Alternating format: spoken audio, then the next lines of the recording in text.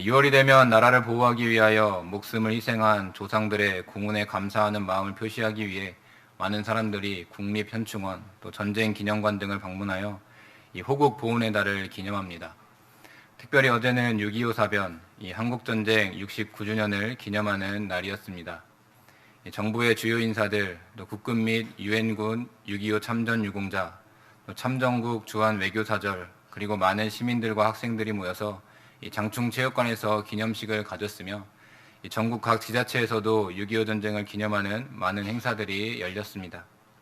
우리가 잘 알다시피 6.25 전쟁은 북한의 기습 남침, 그러니까 선전포고 없이 북한의 공습으로 시작되었습니다. 우리 국군은 설마 전쟁이 일어나겠어 라며 방심한 상황에 있었고, 반대로 철저하게 전쟁을 준비한 북한의 군대는 무섭게 남하하였습니다. 수적으로도 또 장비로도 모든 전력이 북한에 비해 열등했던 국군은 불과 3일 만에 수도 서울을 내어주었습니다. 곧 한반도가 북한에게 점령당하고 전쟁이 종결될 위기의 순간 미국이 유엔군 파견을 결정하였고, 이제 전쟁은 국제적인 전쟁이 되었습니다. 육군의 싸움에서는 북한이 주도권을 잡아 연합군은 낙동강까지 밀려 이 방어선을 구축하고 버티는 형세였습니다. 하지만 공중과 바다를 장악한 유엔군은 점차 전쟁의 주도권을 가져오게 되었고, 저 유명한 인천 상륙작전을 기점으로 상황은 역전되었습니다. 이제 곧 통일이 될 것이라는 기대감에 부풀어 있던 10월, 갑작스런 중공군의 개입으로 인해 전쟁의 판도가 또 달라지기 시작했습니다. 이 계속된 전쟁으로 인해 심각한 피해를 입은 양측, 즉 유엔군과 국군, 또 북한군과 중공군은 이 휴전협정을 진행하게 됩니다. 결국 1953년 7월 27일 휴전협정이 체결되었고, 그 결과 남한과 북한은 오늘날까지 휴전 상태를 유지하고 있습니다.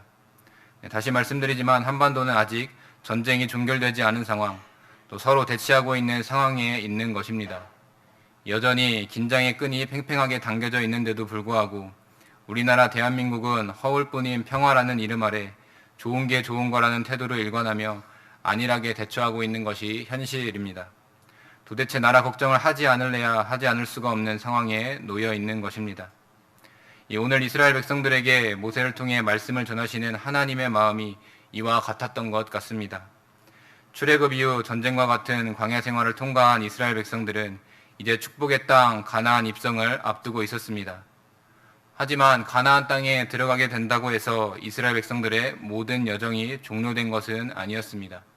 오히려 더 치열한 영적 전투가 벌어질 것을 알고 계셨던 하나님께서는 택하심을 받고 세상과는 구별된 백성, 이스라엘이라는 성민이 반드시 겸비해야 할 이 태도와 자세에 대해서 알려주셨습니다.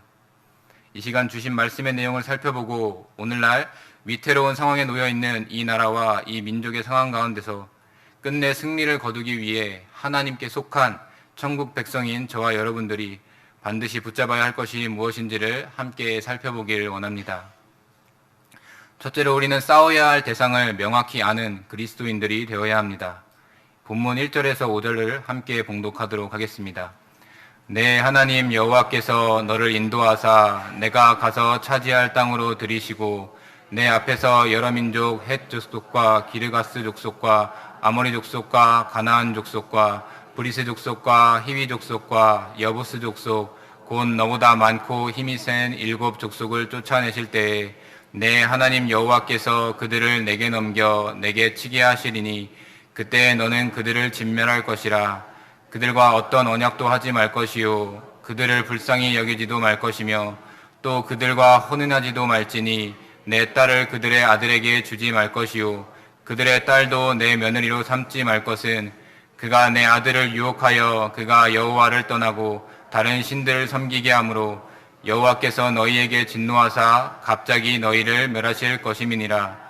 오직 너희가 그들에게 행할 것은 이러하니 그들의 제단을 헐며 주상을 깨트리며 아세라 목상을 찍으며 조각한 우상들을 불사를 것이니라. 아멘. 본당에서 하나님께서는 430년간 애굽의 노예 생활과 40년간 광야 생활을 잘 통과하고 이제 곧 약속의 땅 가나안에 발을 딛게 될 이스라엘 백성들이 명확히 기억하고 행해야 할 일에 대해 기록하고 있습니다. 그것은 하나님께 이스라엘 백성들에게 주신 제2계명 우상 숭배에 빠지지 말라라는 명령이었습니다. 당시 가나안 땅의 7 족속들은 하나님이 아닌 바알과 아세라, 또 아스다롯과 같은 우상 신들을 하나님께서 가증스럽다고 하신 음란한 풍습들을 자행하며 섬기고 있었습니다. 이 사실을 훤히 알고 계셨던 하나님께서는 그렇게 헛된 우상을 잘못된 방법으로 섬기고 있는 이 가나안 족속들을 진멸하라 라고 말씀하셨습니다. 이 진멸이라는 말은 우상을 섬기는 모든 족속을 씨도 남김없이 싹쓸이하라라는 의미로 가나안 족속을 향한 하나님의 진노가 얼마나 큰지를 알 수 있는 대목입니다. 하지만 현실적으로 이스라엘 백성들이 기름진 가나안 땅에서 오랫동안 터를 잡고 생활하면서 강성해진 이 가나안 족속을 공격하여 승리를 거두기란 쉬운 일은 아니었습니다. 또한 이미 정탐을 통해 가나안 족속의 세력을 알고 있었던 이스라엘 백성들은 근심과 걱정 그리고 두려움을 떨칠 수가 없었을 것입니다. 물리적으로는 도무지 불가능한 일이었음에도 이스라엘 백성들이 이 하나님께서 주신 명령을 기꺼이 감행할 수 있었던 이유는 하나님 여호와께서 그들을 내게 넘겨 내게 치게 하시니니 라는 이 본문 2절의 말씀대로 거룩한 전쟁 가운데 친히 함께 해주실 것을 말씀해 주셨기 때문입니다. 인간적으로 보았을 때는 열세일 수밖에 없는 싸움이지만 하나님께서 함께 해주신다고 약속하셨기에 이스라엘의 승리는 보장되어 있었습니다. 하지만 하나님께서는 승리 이후에 더욱 중요한 것은 이스라엘 백성들의 대처에 있다는 사실을 알고 계셨습니다. 때문에 하나님께서는 가나안 족속들과 언약, 즉 어떤 정치적인 조약이나 협정을 통해 타협하지 말 것은 물론 진멸되어야 하는 그들의 처지를 두고 불쌍한 마음을 가지지 말 것을 경고하셨습니다. 왜냐하면 하나님 앞에 저지른 극심한 죄의 대가는 반드시 치러야 하는 것이었기 때문입니다.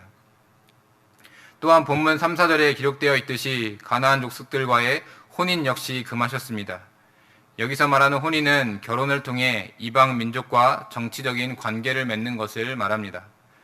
정략적인 결혼이 우상을 숭배하는 사악한 이방의 문화가 전염이 되는 가장 쉬운 통로가 되어 하나님이 아닌 다른 신을 섬기도록 하는 또 그런 일을 만들었기 때문에 이런 부정적인 영향을 미연에 차단하기 위한 하나님의 방법이었던 것입니다. 또 나아가 하나님께서는 언제든지 이스라엘 백성들을 미혹하는 데 사용될 수 있는 우상의 것들을 타파할 것을 본문 5절을 통해서 말씀하고 계십니다.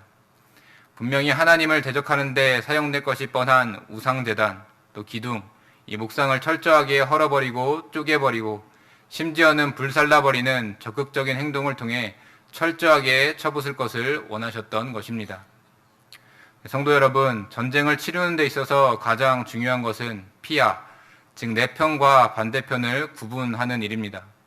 싸워야 하는 대상이 누가 되는지를 명확히 해놓은 후에야 이 전략과 전술을 펼치며 우리 편에게 유리한 쪽으로 작전을 전개해 나가며 조금씩 승기를 가져올 수 있기 때문입니다. 이러한 면에서 볼 때 현재 우리나라에서 일어나는 일련의 일들은 고개를 갸우뚱하게 만듭니다. 우리나라가 휴전 상태에 있는 나라, 또 우리를 위협하는 대적과 마주하고 있는 나라가 맞는지에 대한 의문이 생기는 것입니다. 하기사 국민들에게 나라의 국방 정책을 알리기 위해 발행하는 국방백서에 오늘도 여전히 한반도는 물론 이 세계를 위협하고 있는 명백한 적군, 이 북한을 주적이라고 표현하는 문구를 삭제하였다고 하니 이 좋은 게 좋은 거라고 하면서 얼렁뚱땅 넘기는 것이 어느새 자연스러운 일이 되어버린 것 같습니다. 하지만 오늘 본문의 이스라엘 백성들을 향해 너희들이 진멸해야 할 것이 있다 하신 하나님의 말씀처럼 우리나라 대한민국 안팎에는 진멸해야 할 세력들이 여전히 존재하고 있습니다. 눈 가리고 아웅하는 식으로 스리슬쩍 넘어가려 해도 용납할 수 없는 일들이 벌어지고 있는 것을 볼 때면 그 답답한 마음을 어떻게 풀어야 할지 도무지 답이 나오지 않을 때도 있는 것입니다. 국가의 안보, 또 국민의 안전, 또 국익을 도모하기보다는 무언가에 쫓기는 듯 혹은 아무런 생각이 없는 듯 행동하는 모습은 바라보는 국민들마저 멍하게 만드는 경우들이 비일비재하게 일어나고 있으니 그야말로 목적 없이 표류하고 있는 것 같은 기분마저 들고는 합니다. 하지만 이럴 때일수록 깨어있는 그리스도인, 진정한 애국자라면 이 나라가 처한 상황에 대해 애통한 마음을 가지고 이 나라, 이 민족이 하나님의 말씀을 기반으로 둔 나라가 계속하여 되게 해달라고 간구할 줄 알아야 합니다. 어떻게든 이 나라를 갉아먹고 또 끝내는 무너뜨리려고 하는 그 의도가 다분하게 보이는 상황에서 무엇이 옳은 것인지 또 그른 것인지 구별하지 못한다면 현재 우리가 마주하고 있는 이 상황을 이겨낸다는 것은 절대로 불가능한 일이 되기 때문입니다. 하나님이 아닌 다른 사람을 신격화하여 우상처럼 떠받드는 체제를 추종하고 또 다른 행태가 분명히 보이는데도 주도권에서 밀려 제대로 된 목소리도 내지 못하고 또 행동도 취하지 못하는 모습은 이 나라와 모든 국민들을 더욱 위태롭게 만드는 결과로 귀결되고야 말 것입니다.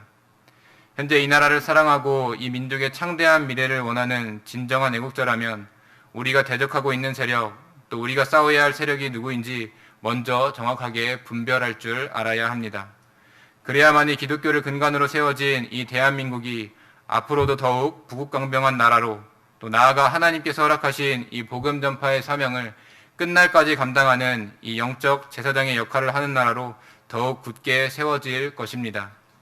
비록 지금 현실의 상황은 우리가 열세에 놓인 것 같은 상황이지만 결국에는 이 모든 상황들을 역전시키실 하나님의 역사가 반드시 온다는 믿음을 가지고 계속해서 이 나라와 이 민족, 나아가 하나님의 나라와 주님의 참된 백성들과 함께 싸워나가기에 힘쓰는 우리 경영의 모든 성도님들이 되시기를 이 시간 간절히 바라겠습니다.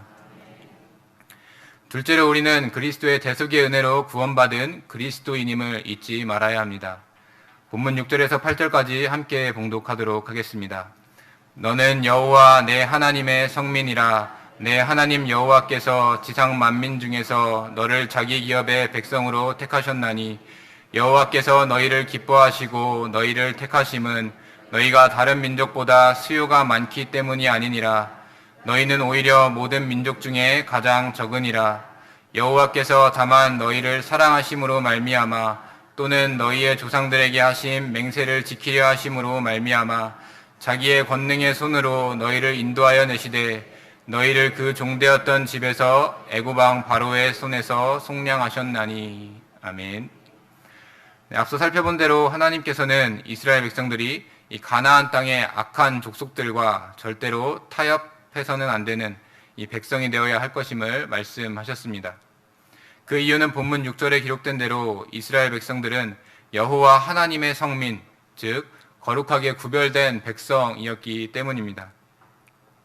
이것은 이스라엘 백성들이 하나님 앞에 합당한 일, 또 하나님을 만족시키는 행동을 해서 얻게 된 것이 아니었습니다. 이 본문 6절 여호와께서 지상 만민 중에서 너를 자기 기업의 백성으로 택하셨나니 라는 말씀에서 기록된 대로 하나님께서 먼저 이스라엘 백성들을 소중한 존재로 여겨주시고 이 세상을 거룩하게 변화시키도록 하기 위한 수단으로 이스라엘 백성들에게 자격을 부여해 주셨기에 가능한 일이었습니다. 이어서 여호와께서 너희를 기뻐하셨다라고 기록되어 있는데 기뻐하였다라는 원어의 의미는 갈망하다 또 집착하다라는 의미로 이스라엘 백성들을 향한 이 하나님의 사랑이 얼마나 각별했는지를 알 수가 있습니다. 사실 본문 7절에 기록된 대로 다른 민족보다 수요도 많지 않고 또 모든 민족 중에 가장 적은 말 그대로 보잘것없고 초라한 모습이 이스라엘 백성들의 현실이었습니다. 세상적으로 보았을 때는 가치가 떨어지는 별 볼 일 없는 초라한 존재가 바로 이스라엘 백성들의 본 모습이었던 것입니다. 그렇지만 하나님의 눈에는 이스라엘의 겉모습이 중요한 것이 아니었습니다. 전혀 자격이 없고 또 의로운 구속이라고는 하나도 찾아볼 수가 없지만 하나님께서 이스라엘 백성들을 당신을 위한 도구로 주권적으로 사용하실 것을 정해 놓으셨습니다. 그 크신 사랑으로 택하여 주셔서 무조건적인 은혜를 베풀어 주신 것입니다. 이렇게 아무런 자격이 없는 보잘것없고 초라한 이스라엘 백성을 향한 하나님의 한없는 사랑은 이어지는 8절을 통해서 더욱 분명하게 드러납니다. 오랜 세월이 흘렀음에도 하나님께서는 지난날 아브라함과 또 이삭과 야곱과 맺으신 그 약속을 이행하시기 위해 애굽에서 모진 종살이를 하던 이스라엘 백성들을 바로왕의 손에서 속량해 주시는 은혜를 베풀어 주신 것입니다.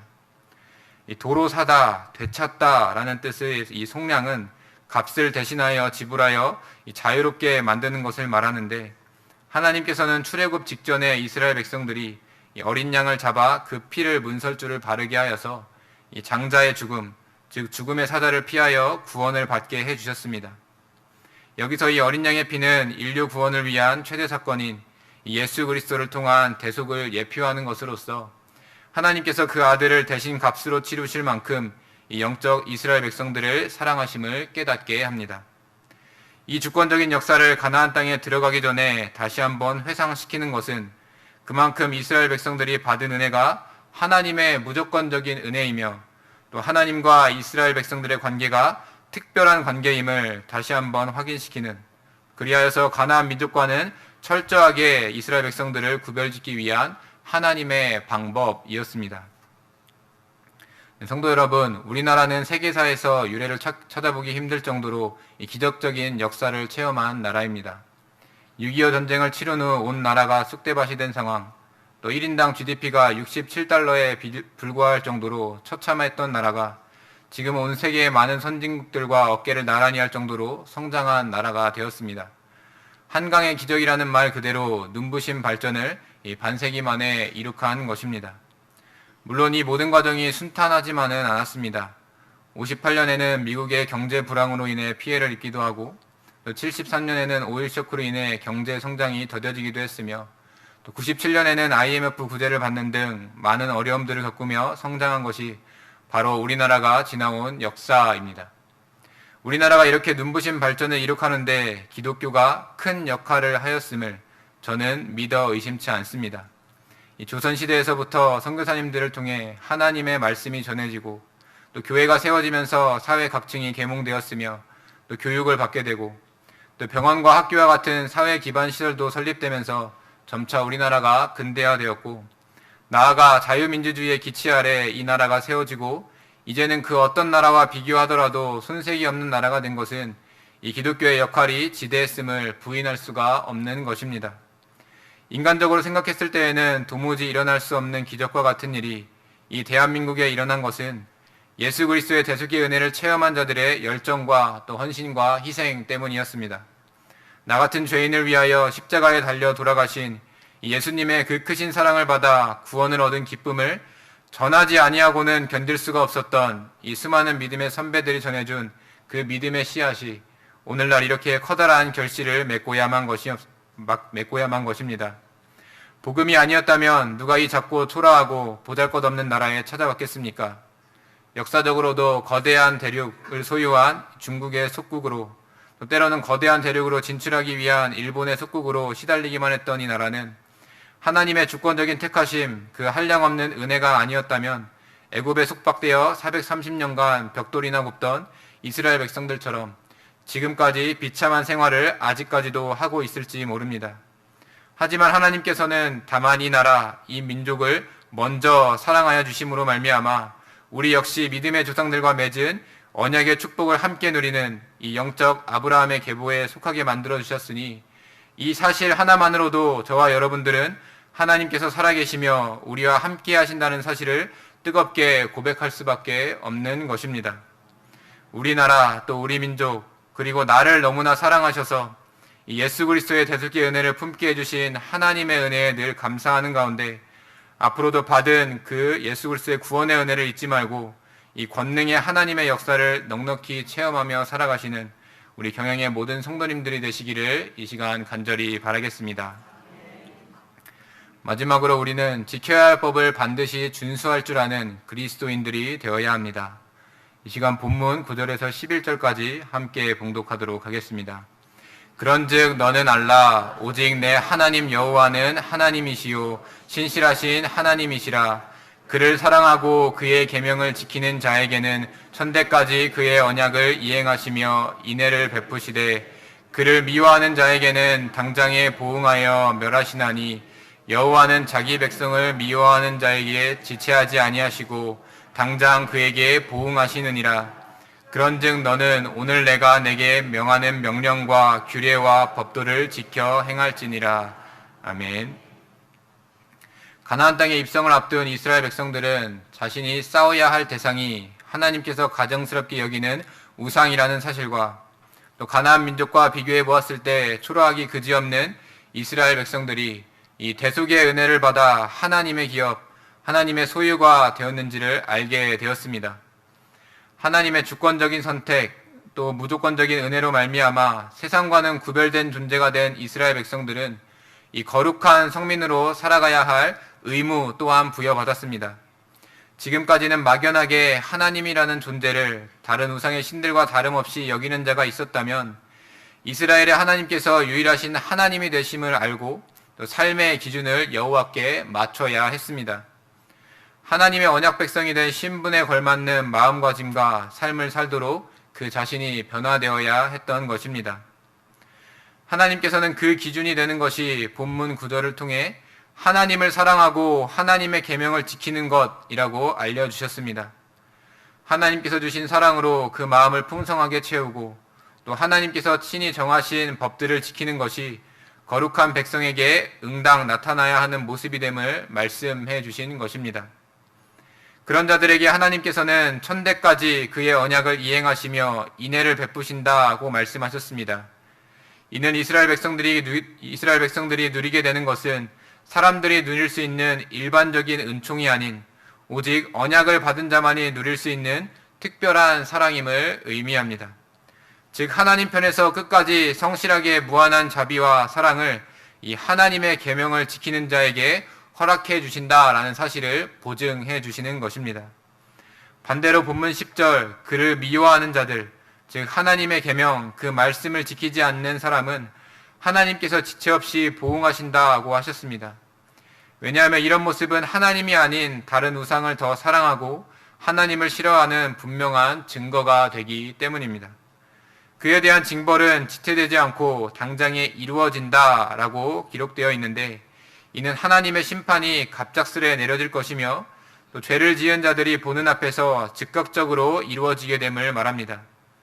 이렇게 신속한 보응은 하나님을 미워하는 자에게는 자신이 징벌을 받을 만한 행동을 하였다는 것을 알게 하고 또 다른 이들에게는 경계가 되도록 합니다. 이렇게 하나님께서 주신 명령과 규례와 또 법도를 지키느냐 또 지키지 않느냐에 대한 차이는 아주 확연한 차이를 가져옵니다. 명령과 규례와 법도를 정한 주체가 바로 하나님이시기 때문에 하나님의 거룩한 백성인 이스라엘은 늘 기쁜 마음으로 철저히 이 주신 율법을 준수하고 실천하는 존재가 되어야만 했던 것입니다. 성도 여러분, 우리 대한민국은 법치 국가입니다. 권력 분립의 원리를 제도적 기반으로 두고 있으며 국가의 최고 규범인 헌법에서는 기회균등과 또 자유보장, 또 기본권의 불가침성, 또 법 앞에서의 평등, 또 인신의 자유와 적법 절차를 규정하고 있습니다. 이 국민의 의사에 따라 만든 법률에 의해 다스려지는 나라가 바로 대한민국인 것입니다. 법 아래에서 기본권을 보장받고 자유를 가진 국민이 주인이 되어서 이 사회, 문화, 경제 모든 면의 정책을 결정하는 자유민주주의 국가가 바로 우리나라인 것입니다.